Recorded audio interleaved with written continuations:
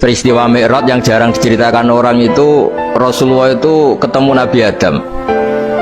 Dan Nabi Adam itu disebutkan di sini faidan an yaminihi aswidatun wa an yasarihi aswidatun.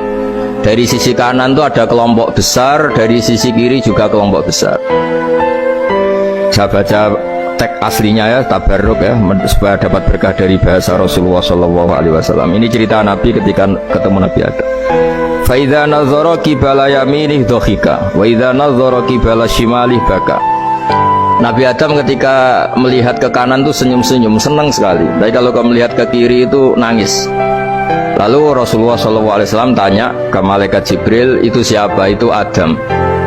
Dan yang kelompok di kanan itu ahli surga. Maka beliau kalau melihat senang sekali. Dan kalau yang di kiri itu ahli neraka. Kalau beliau melihat itu susah sekali. Artinya apa? Betapa susahnya jadi Nabi Adam itu. Jadi kalau misalnya ada koruptor ketangkep gitu ya, yang nangkep ya cucunya, yang ditangkep juga cucunya. Kalau kita punya anak 10 itu, terus yang satu misalnya nyuri milik temannya, milik saudaranya itu, sing naboi ya anaknya, yang ditaboi juga anaknya. Kayak apa tersiksanya seorang Nabi Adam? Karena nggak punya pilihan, pasti dari sekian kasus dolim dan mazlum, yang mendolimi maupun yang didolimi itu pasti anak cucunya. Jadi betapa susahnya seorang Nabi Adam. Jadi termasuk kearifan kita sebagai manusia itu belajar dari takdir yang kita hadapi, yaitu keterbatasan kita sebagai manusia. Kita harus bisa ngelola kegagalan, terima qadha qadar. Makanya kata Mbah Mun, abahnya Gus Yasin itu sering cerita ke saya, iman itu paling dhuwur itu iman qadha qadar, khairihi wa syarrihi minallah. Kita harus punya kesiapan iman khairihi wa syarrihi minallah, bahwa segala kebaikan, segala syar itu sudah digariskan oleh Allah Ta'ala. Kita bisa apa sebagai manusia?